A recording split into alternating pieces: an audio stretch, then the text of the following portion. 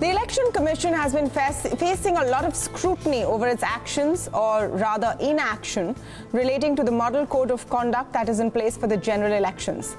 Now, 66 former bureaucrats have written an open letter to the President of India and to the Election Commission as well, expressing their anguish over the conduct of the election watchdog, saying it suffers from a crisis of credibility.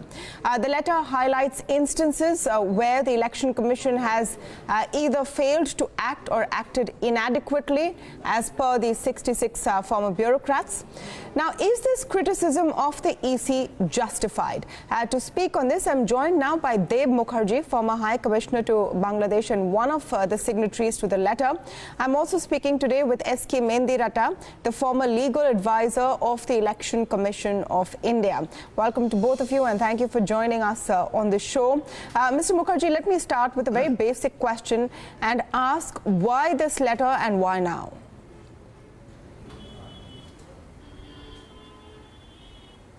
Well, why now is because the elections are a short distance away. Let me give you a bit of the background. Our group has been in touch with the Election Commission at least since last summer. We have met with the then Chief Election Commissioner. We have made suggestions, particularly with regard to VVPAT, which, thanks to the Supreme Court, seems now to be coming to a conclusion, and various other issues concerning the election. It had been reasonably good interaction where discussions had taken place. But lately, what we find is, as we have expressed in our letter to Honorable Rashtrapati Ji, that on a variety of issues, the Election Commission is frankly not discharging the very grave responsibilities conferred on it by the Constitution of India. This is a time when the country looks up to the Election Commission to provide a completely fair and level playing field. And here, the other thing, Tamanna, that one needs to note is that 2019, regrettably, unfortunately, is undoubtedly the most bitterly contested elections in the history of independent India. And it is therefore all the more necessary for the Election Commission to be transparent and, equally important, to be seen to be impartial and transparent. Now, this is where we had some queries to which we had no satisfactory responses or understanding, and hence our letter to the Honorable President, who is the court of last resort when the country faces a crisis. Okay, let me come in with a follow-up question. Now, is it fair to say that the Election Commission is being weak-kneed in its response? Looking at what is under the power of the Election Commission, we all know that in every big election, including this one, the Election Commission is inundated with complaints. The website has a list of all of the complaints and the status of where they stand. There are 153 complaints at this very point, no less. How do we know for sure that they're not doing their job, or that they're going easy, or, as your letter seems to suggest, they're going slow on cases which give a free hand to the ruling party? And that's at the crux of the accusation, isn't it? Well, that is what we have spelt out in our letter. And you see, the model code of conduct, one can argue, does not give the Election Commission legal rights to impose it. But it is the responsibility of the Election Commission to see that there is a level playing field. And it is not only the moral code of conduct, but the Indian Penal Code or the Representation of the People's Act. If you go to the Indian Penal Code, I think it's probably Article 153, And if you go to the Representation of People's Act 123 or whatever, where inciting communal tensions, using religion for electoral purposes is very, very strictly prohibited. Now, this is something which is happening khule-aam. I mean, if I may quote a very recent instance, on the 1st of April, the Honorable Prime Minister, in a speech at Wardha, he said that Mr. Rahul Gandhi, the President of the Congress, is seeking election from Wayanad because it is a minority-dominated constituency. Now, and so on, and that the Hindus will punish the Congress party for having cozied up to others. Now, this is incitement to communal divisiveness, Tamanna. And besides the fact that the Honorable Prime Minister was incorrect on facts, Wayanad is not a Muslim majority constituency. So 49% of the voters there are of the majority community.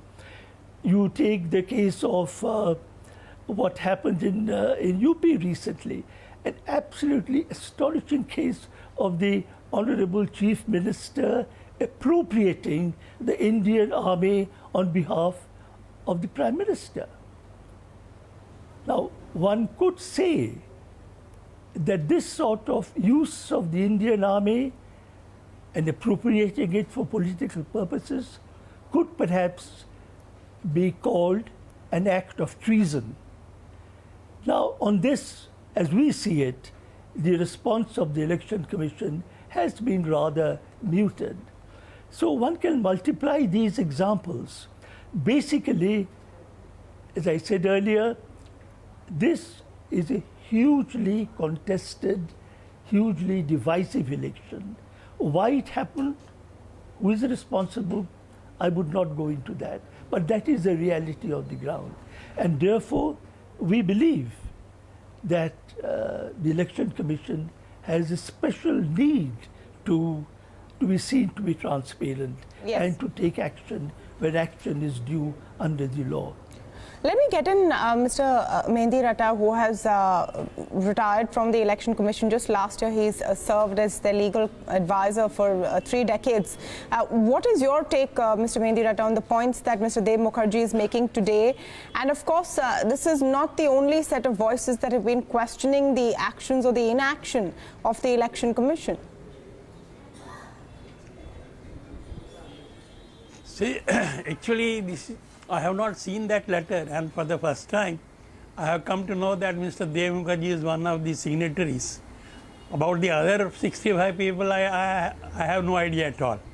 And I have not seen the letter which they have sent, but now at least from this talk, I can say that they have taken exception to perhaps the action taken by action or inaction of the Election Commission in dealing with that statement of Mr. Amit Shah saying that Modi Sena.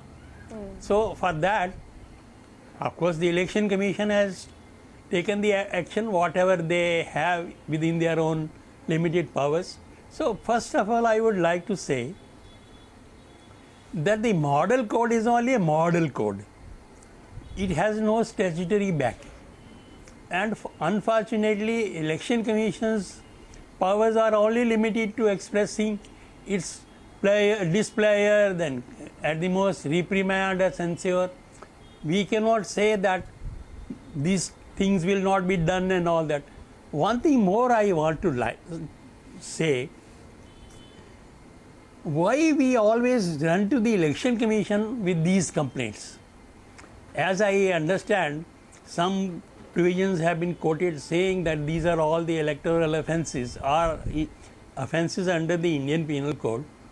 Under the Indian Penal Code and the Criminal Procedure Code, anyone who feels aggrieved by any action or inaction of a person and feeling that it's a not merely a violation of the code, but it's an offence against the society under the Indian Penal Code, they can go to the court straight away. Why But they did. want the But they election did. commission But they did, Mr. to file Mendiratta, an FIR? just to update you on the question of the biopic based on the life of Narendra Modi starring Vivek Oberoi. The case went to court. The Supreme Court has dismissed it today, saying it's the Election Commission's job, let them decide. So I don't think at this point this argument can be made that it's not the Election Commission's problem. It squarely falls in the domain of the Election Commission, and that is the question at hand. Is enough being done?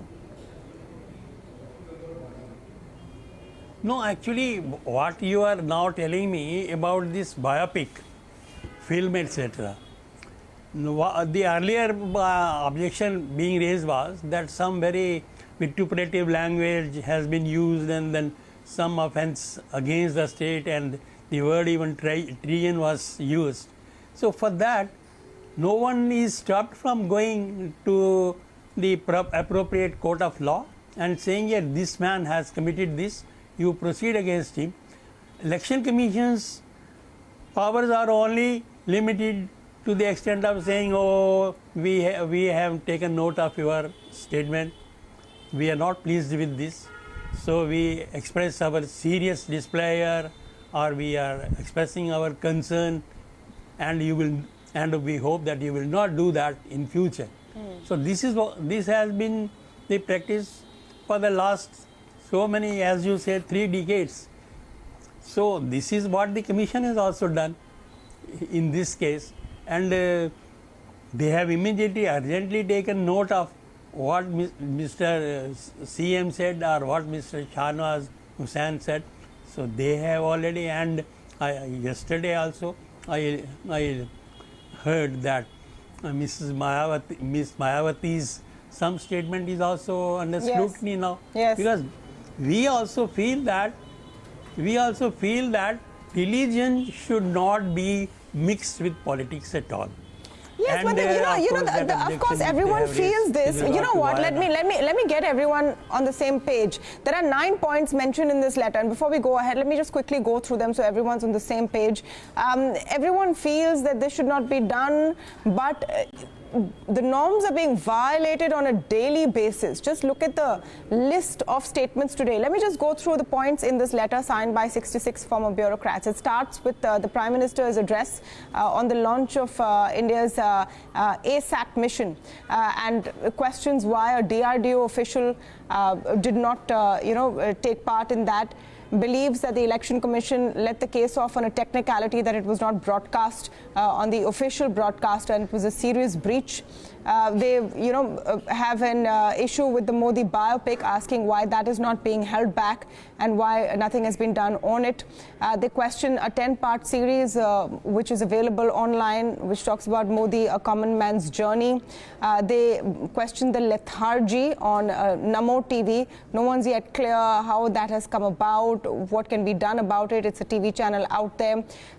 They have questioned orders of transferring police officers, why in certain states, why not in certain states, and that's a serious question over there, asking why are you transferring officers in West Bengal and Andhra Pradesh but not in Tamil Nadu. They have questioned the statements of Governor of Rajasthan, Kalyan Singh, and asked the President to remove him immediately from the post. They have questioned the mild reprimand to Yogi Adityanath for the Modi ji ki Sena remark, which the Election Commission found to be wrong and said, please don't do it again.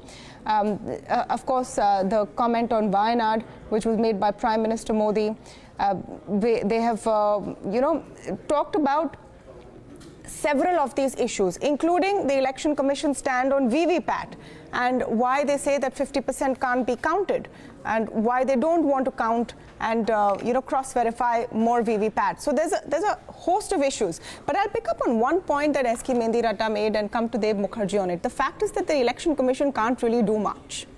They don't have the powers to do much. They can't do much beyond a rap on the knuckles. No, as I said right at the beginning, the Model Code of Conduct does not have any legal sanction, in the sense that the Election Commission cannot order executive action to be taken. But the fact is that for the period from the declaration of the beginning of the Model Code of Conduct till the election. It is the Election Commission which decides even which secretaries will serve where, which secretary can serve, can be removed, etc., etc., etc. So it simply cannot take the view, hear no evil, see no evil, and obviously do no evil. It has to be proactive. The Election Commission is not expected to be high profile and proactive except for the time of the elections.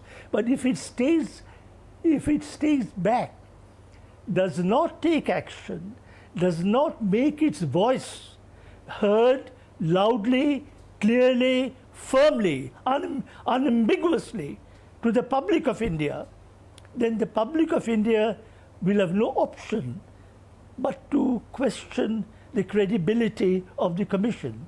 This, I think, would be, frankly, a great shame for India, because we have had a tradition of very fine election commissions whose words have been respected by political parties in the past. But it depends on how firmly you put it and how firmly you put it before the people of India what your judgment is. If you are seen to be prevaricate, I mean, this question that you mentioned about the announcement of the ESAT is completely, frankly, outrageous. What is an achievement for Indian science, for the DRDO, was used for political purposes during the Model Code of Conduct, and the Election Commission finds nothing wrong in it. So, Tamanna, I think, the people who wrote this letter, I only belong to the Foreign Service, but the majority of them have served in the senior-most posts in the Indian administrative services, who have actually conducted elections. They know what the ground realities are. They know what can be done, what cannot be done. So what we as a group say, therefore, has a certain relevance, particularly in the contested election that we have today. Mr. Mukherjee, I must ask you, some will question whether there are political motives attached to this. And for example, why all of the 9 examples that you give in your letter pertain to violations only by the BJP. Mr. Mehdi Ratta mentioned, a speech that Mayawati made a few days ago where she exhorted Muslim voters not to split their vote and only vote for the Mahagathbandhan. There was a statement by Mamata Banerjee today, which, said which talked about Hitler and Narendra Modi in the same sentence. So, I agree with you that there are violations, and many of them. But people will question your political motivations. I will answer it in 2 parts. With regard to the first, Ms. Mayawati, I think that a statement should be unacceptable, and I do not know exactly when it appeared. Our letter was drafted a few days ago. It may well have found its place. Mamata Banerjee, again, is a more recent event. I agree that in principle, both these should not have been said by leaders of their stature.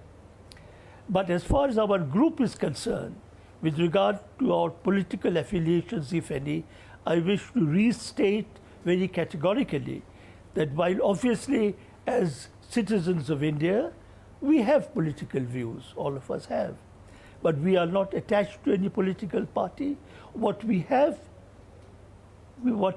pointed out in the nearly 2 years that we have been around are infringements of the Constitution of India, which we take as the bedrock of our conduct. And may I also in this context say that we had not hesitated to issue a very sharp letter to the Chief Minister of Punjab and to the President of the Congress Party when they brought about a law bringing blasphemy into the criminal code, pointing out the dangers, as also such past errors by the Congress party with regard to the Shah Banu case and others.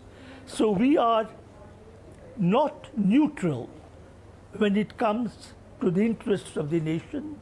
As a group, we have served the nation and the state for a very long time. And time has come where we have to speak up and try and see that, that these aberrations are not allowed to go unchallenged. Mr. Mehndi Ratta, let me come to the larger point, and not so much about which party is doing what. There are violations, there's some very obvious ones, and concerns that have been raised, like the ones we've mentioned in the show earlier. The question is about what the Election Commission seems to be doing. Don't you think that this general perception that the Election Commission is letting a lot of things slide is a dangerous one?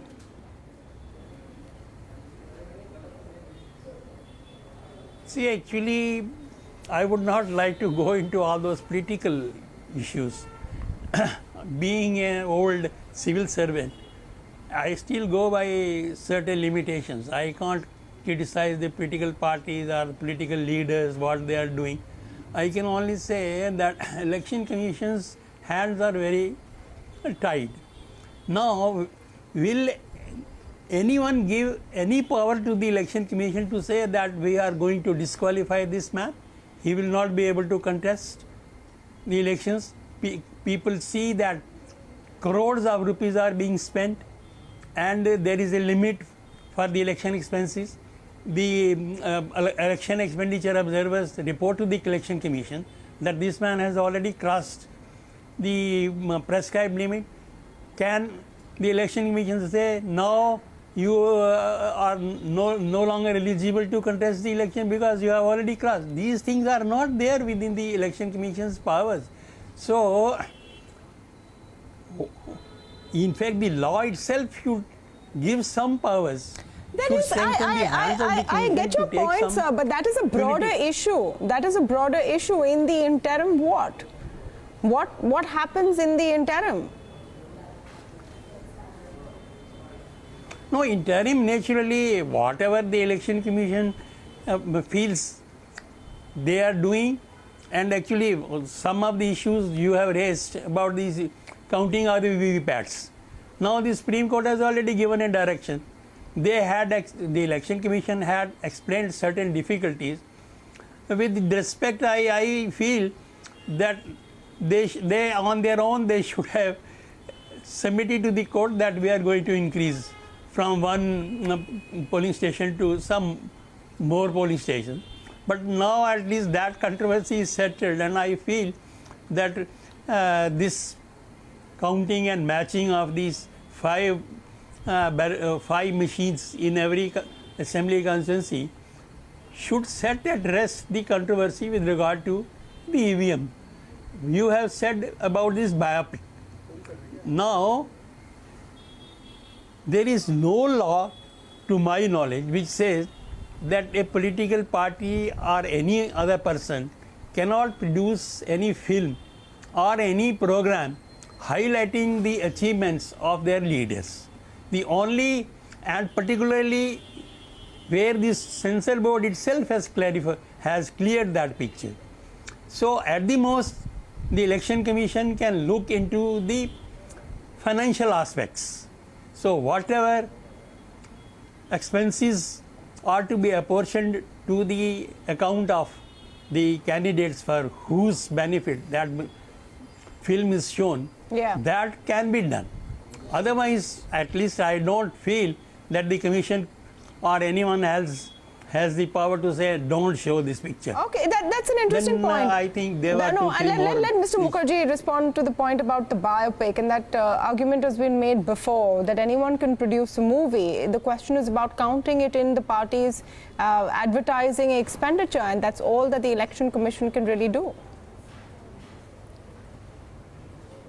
Yes, I'm glad this subject came up. Perhaps that is so. But in this context, I want to say two things.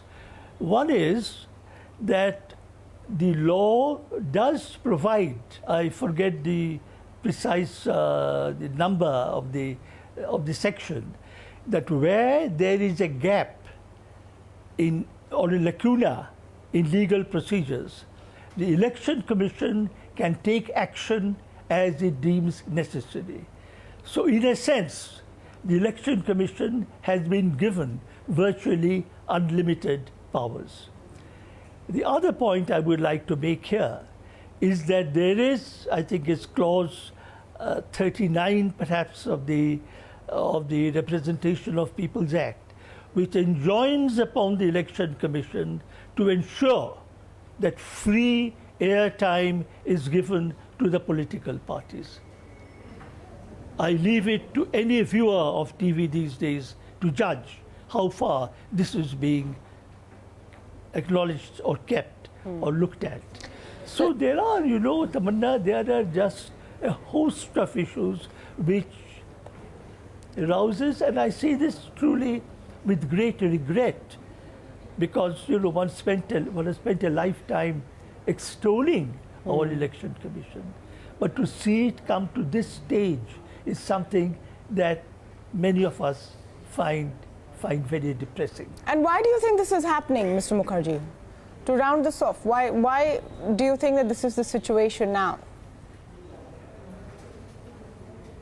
I think I don't have to spell out the answer, Tamanna. I think it's very clear. Well, regrettably, and now, regrettably, may I add to it is a role what in was which being said? media. Yeah. Yes, come in, Mr. Mendiratta. May I add just one thing? Yes. No, may I add one thing? See, I was just hearing that Supreme Court has said that the Election Commission can do where the law is silent or makes some insufficient provision. Taking a cue from this particular judgment, in 1998, the Election Commission issued an order saying that there will be no opinion poll and no exit poll from a particular period. This matter was challenged before the Supreme Court. And then Supreme Court for the 1998 general election said, okay, let us see what happens. But there was immediately another election in 1999. When we repeated that particular direction, it was challenged before the Supreme Court, and the Constitutional Bench of the Supreme Court asked the Election Commission. I happened to be present in the court. They said, now there is a gentleman, there was a particular TV channel which says that I will not go by this direction. Then they asked us, now this gentleman is saying, I will not abide by your direction. What action you will take against that particular TV channel? Then we submitted to the court that if you approve our direction, then naturally it will become a violation of the law itself. Then the presiding judge said, do you want me or my friends to be your thanedar? If you don't have the power to punish on your own, why you are issuing such directions saying that 324 gives us that power? I get your point. It's a point you have reiterated earlier. It's a point you've reiterated earlier, that the powers of the Election Commission to implement any of its directions are limited. Does that mean there should not be any directions? Are they inadequate directions? These are questions that are being very seriously asked today. I'd like to thank both Dev Mukherjee and S.K. Mendiratta for joining us today on the show.